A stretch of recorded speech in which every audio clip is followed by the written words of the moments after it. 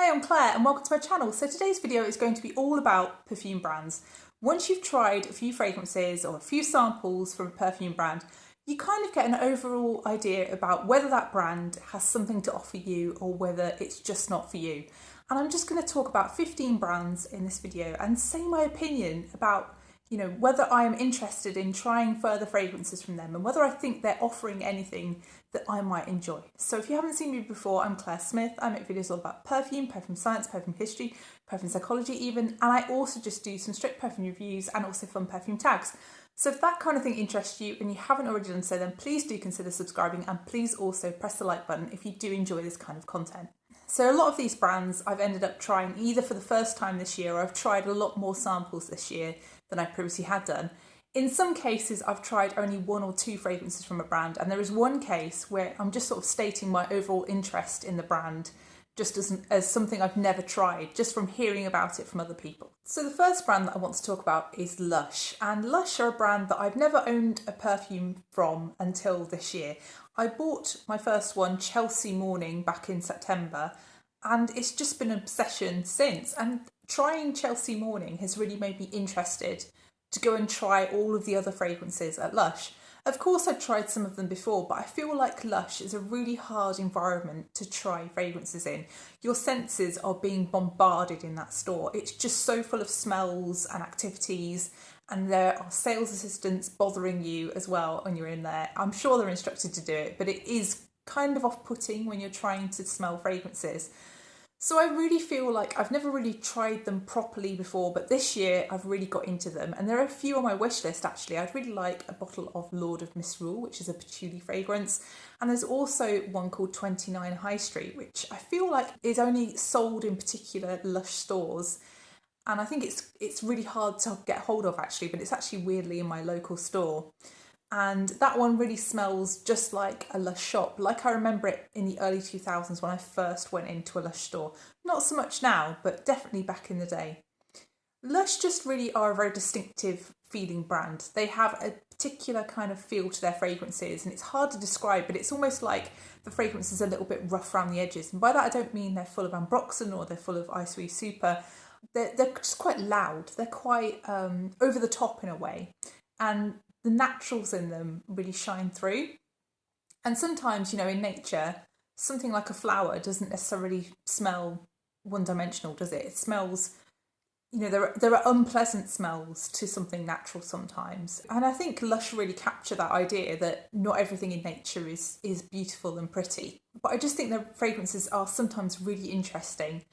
And it's just made me want to try more. But I think if you do really like Lush fragrances, you should definitely try the brand and fragrances as well, because actually if you check out the perfumers for Lush fragrances, the early ones, and for fragrances, it's exactly the same guy. So really, if you do want to try something like Lush that's perhaps a little bit more refined, a little bit better packaged perhaps, then fragrances might be for you as well. But yeah, Lush is my number one on this list, and it's definitely something I'm very much more into and feel like there's something more that they can offer me throughout this next year. So the second brand is Santa Maria Novella, and I made a video about trying some of their fragrances maybe 8 or 9 months ago, and I really enjoyed trying those fragrances. I bought a discovery set from the brand, and I think I got 8 fragrances in the discovery set itself, but also I got 2 free samples, so I think I tried 10 in total. Weirdly, Santa Maria Novella only sell the discovery set based on their eau de cologne fragrances, because I guess that's the style of Italian perfumery that is traditional, and that's really what that brand is known for, their eau de colognes. But I think really if they brought out a discovery set of their eau de parfum fragrances, that would be incredibly popular. I think really from trying those 10 fragrances, there was nothing there that really stood out as something particularly me. And I had been really interested in the brand, not only because they're one of the oldest fragrance brands in the world, if not the oldest, but also because I'd seen in Casino Royale that Vesper Lint's fragrance is actually Melograno, and so I was really interested to try that one. Having tried it, it's not for me, but I do see it's very distinctive and it is very Vesper Lint.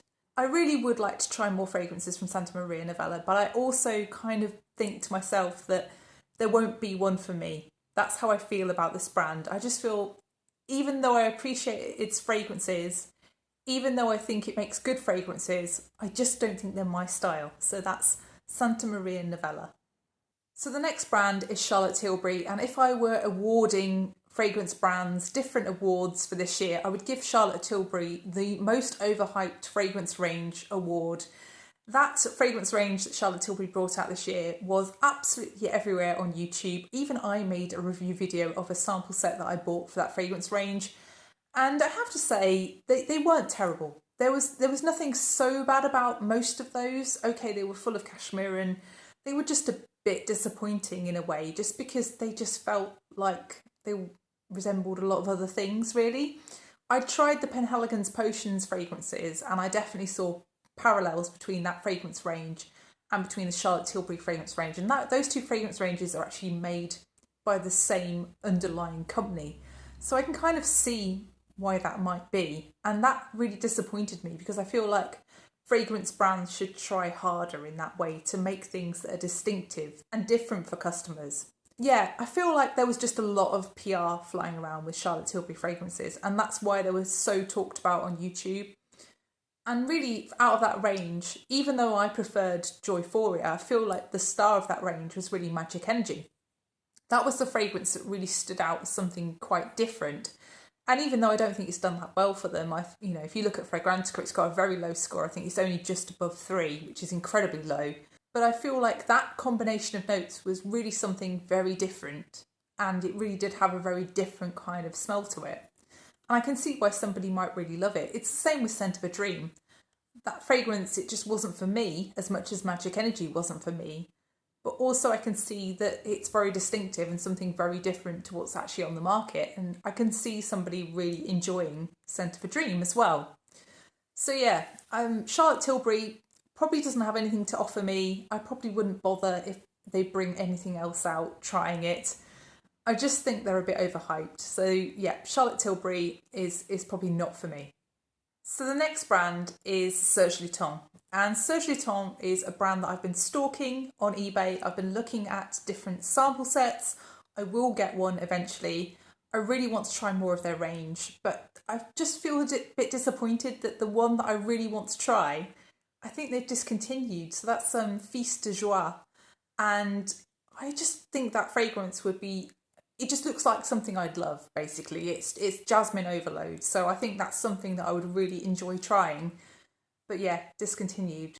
So I've tried quite a few fragrances already from Serge Lutens. I've tried Dent de Lait, Baptême de Feu, L'Orpheline and Jeux de Peau. So I would really like to try a few more fragrances from Serge Lutens and really find one for me, because I feel like the ones that I've tried have been really interesting and I've really wanted to just know more about the brand, and I really feel like there is one out there lurking for me. So yeah, Serge Lutens, something I'm very much more interested in and that I want to sample more of in 2025. So the next brand is Ormonde Jayne, and I remember trying my first Ormonde Jayne fragrance in 2023. I'd really been interested in this brand and I got an opportunity to try Levant. And Levant really shocked me. It really wasn't what I was expecting. So I was imagining Ormonde Jayne to be a very natural smelling fragrance brand. I was expecting something at that price point to be weirdly natural. I don't know why. But anyway, what I got was something that really smelt along the lines of something very molecular, but with florals. And I wasn't expecting that. So fast forward a year and a half, and I was contacted by Ormonde Jayne. They'd seen that Levant review where I basically said that I didn't really enjoy Levant. And they were very nice to me. They said, we would love to send you some samples to help you find something that you might love about our brand. And I really respect that because, if you see a bad review, you can take that really badly, can't you? Or you can actually try and do something about that. So they've sent me some samples and I'm working my way through them. For example, this is one of the sample sets they've sent me. They're really huge sample sets. I think they have 12 samples in each of the sample sets, and they've sent me 2 different sample sets. So I will make a video about what I find in those sample sets and whether I find something that I really enjoy. But, Ormonde Jayne, I think they have a very distinctive house style. Having tried more of their fragrances, I'm about halfway through sampling them now. They do have a distinctive style. And I don't think I quite appreciated that with Levant, but I do feel like they were trying to be a little bit trendy with Levant when perhaps they're not trying to be quite so trendy with some of their other fragrances. But from the fragrances I've tried so far, spoiler alert, there was one that really stood out as something that I really liked.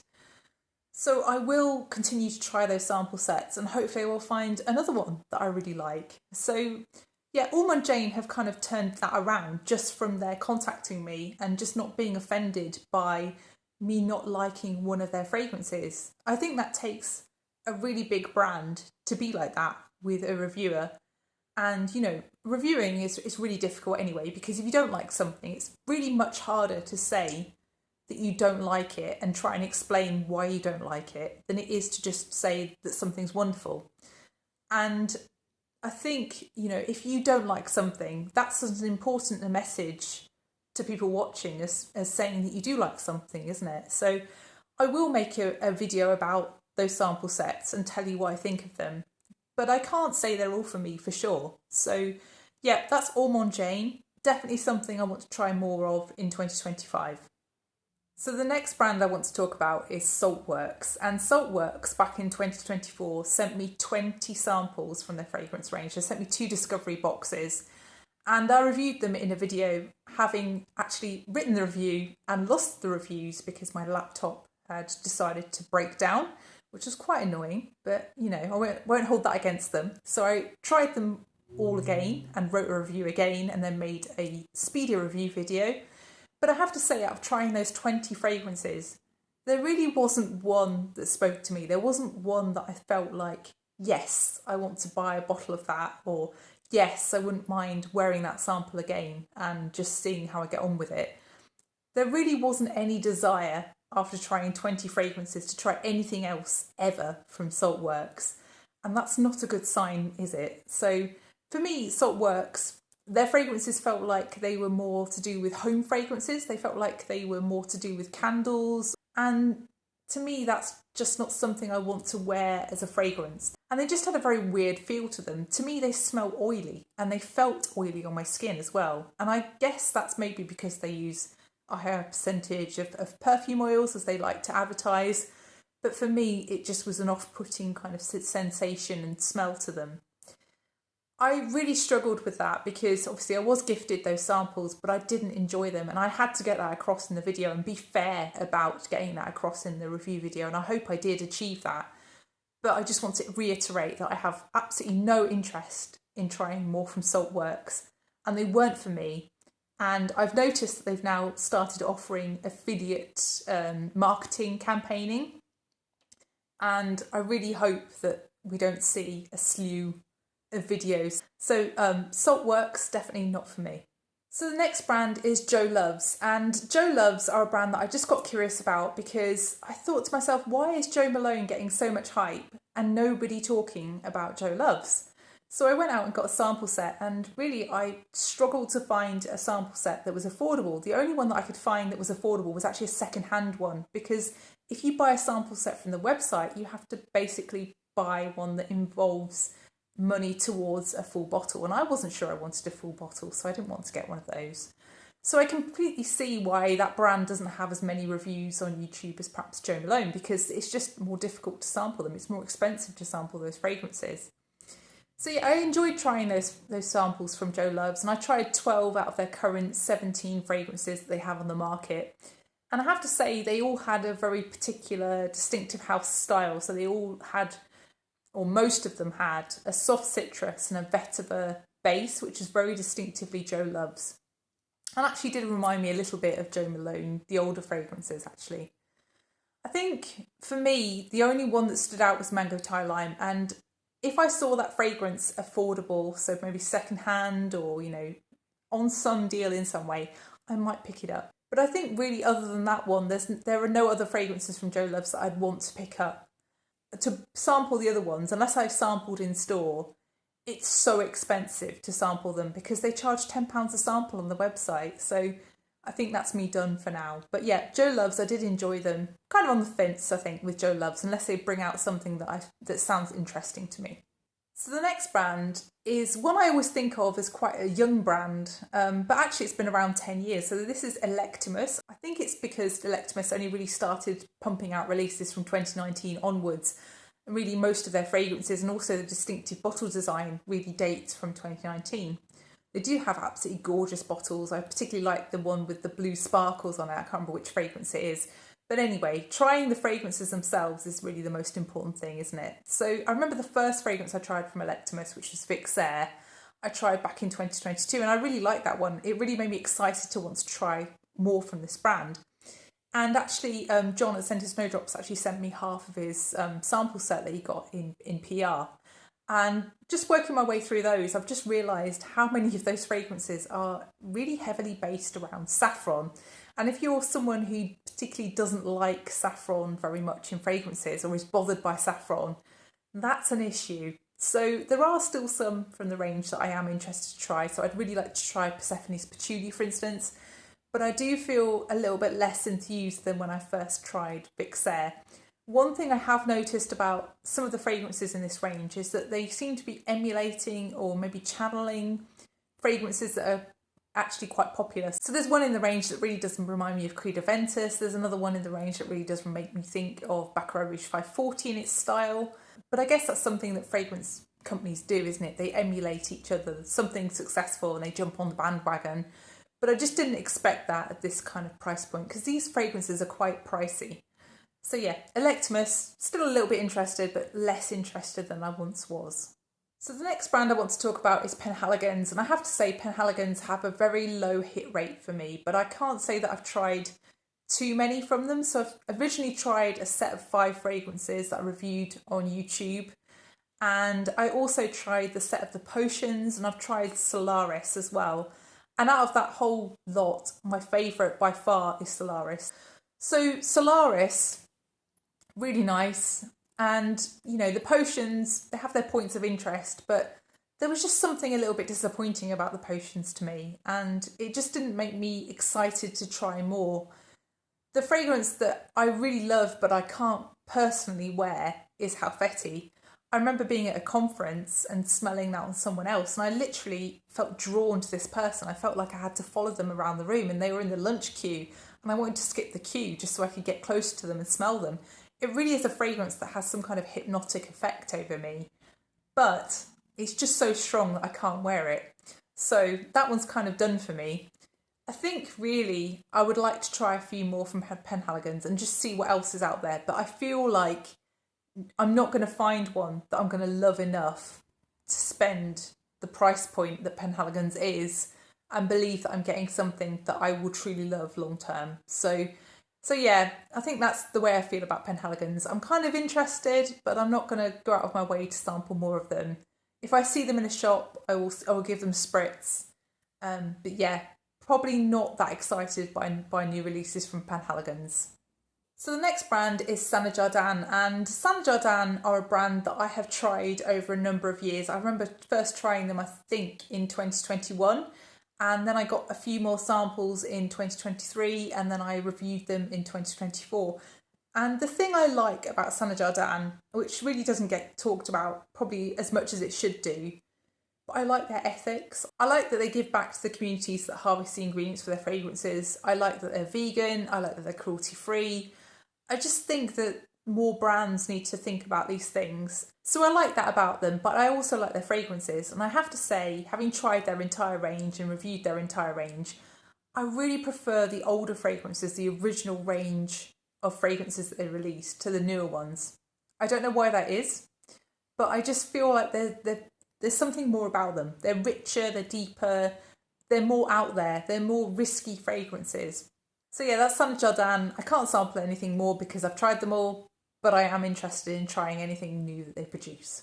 So the next brand I want to talk about is actually a brand I've not tried anything from, but I'm just super curious. So I keep on seeing it in competitions to win fragrances. I keep on hearing it talked about on YouTube, and I'm just really curious to try something from this brand because I've never seen them to try in a shop, and I haven't seen any sample sets around. So I actually did look for a sample set before I filmed this, and I did notice the brand does make a sample set, so I might get it in 2025 and review it for you. but this is Ella K or Ella Car, I've also heard it said as. I assume it's Ella Car and people are probably just getting it wrong. So this is the brand that was set up by Sonia Constant. So the fragrances that really interest me are the more recent ones. So Musk Car and also Camélia Car are the two that really interest me. But also the one that was released this year, which is Orchid Car. And I feel like that one has had very mixed reviews. So I think it's meant to obviously be something to do with an orchid, but they've actually used I think things like marshmallow and oleander in there, which oleander I think is a really interesting kind of note. I think I just need to try these. I need to see what the hype is, what's going on with this brand.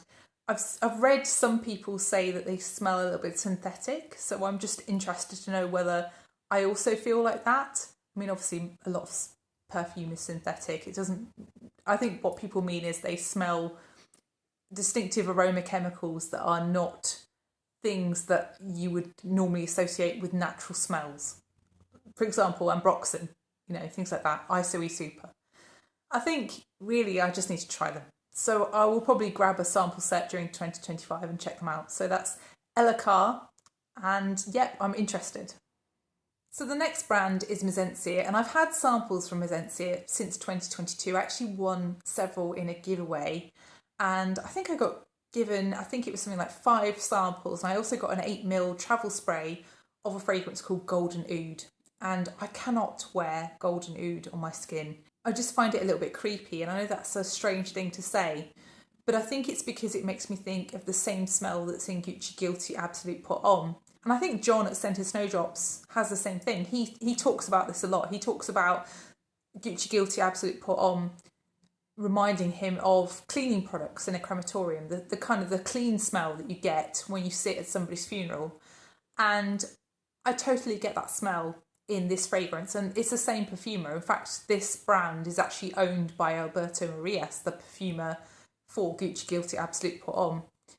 So yeah, I think this one is just definitely not for me, but out of the other samples, I can't say there's anything here that I've really enjoyed.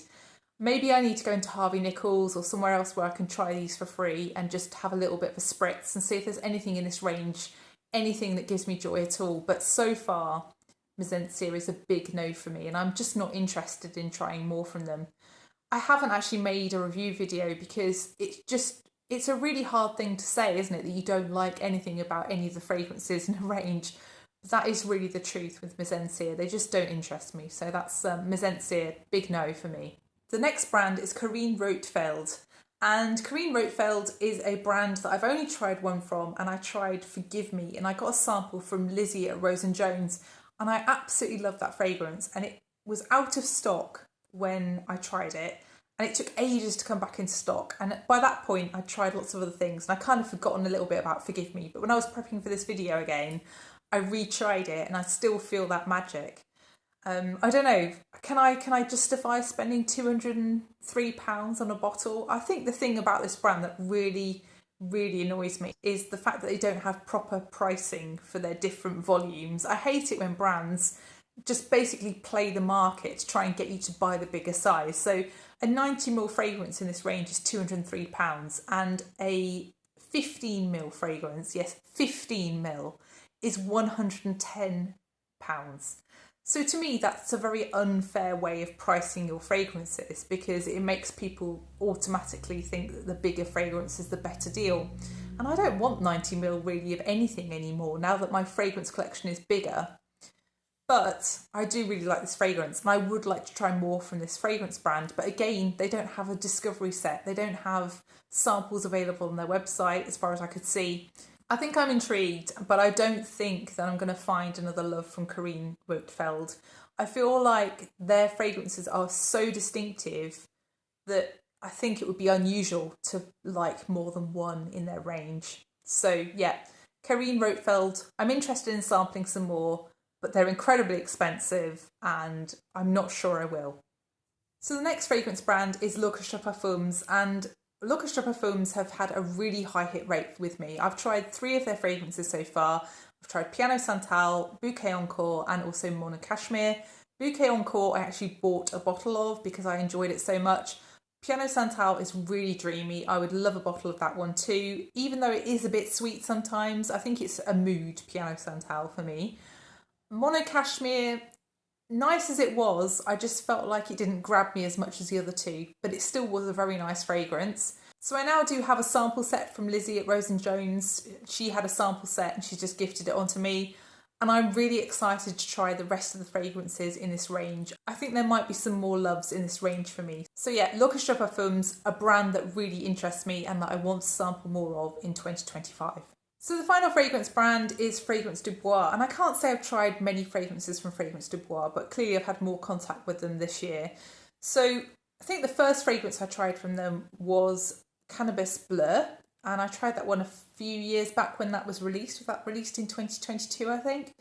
And then the other one that I tried was Petal de Cashmere. So my friend has a bottle of that, and I tried that one because of them.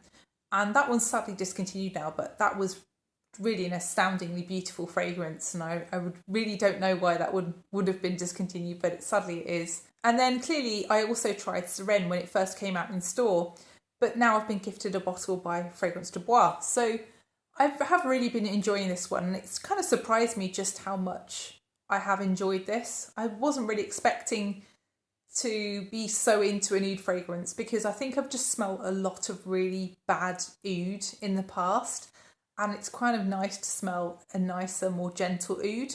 A lot of the ouds that I've smelt are either medicinal or there's something quite metallic smelling, and I don't know whether those are perhaps oud accords, maybe synthetic ouds. I don't know, but this one has a nice warm fuzziness about it, and I think that's what I like about this particular fragrance. It's really made me want to try more from the Fragrance du Bois range, so I really want to try Oud Jaune, and I also want to try Santal Complète. So I think I will try more during this year, and I will hopefully get back to you about what I have tried. But yeah, sampling some more from Fragrance du Bois also interests me in 2025. So that's the final brand in this video. I hope you've enjoyed it. Please let me know your own thoughts on these brands, and please let me know, is there a particular brand that you want to sample more of in 2025? Is there a brand you haven't tried, or one that you have tried some of and you just want to try more of? I'd be really interested to know your thoughts, and if you do want particular reviews on particular houses, please do let me know. I will try to accommodate those requests. And thank you so much for watching. If you have enjoyed the video, then please press the like button, and please also consider subscribing if you haven't done already. And I will see you in the next one. Bye.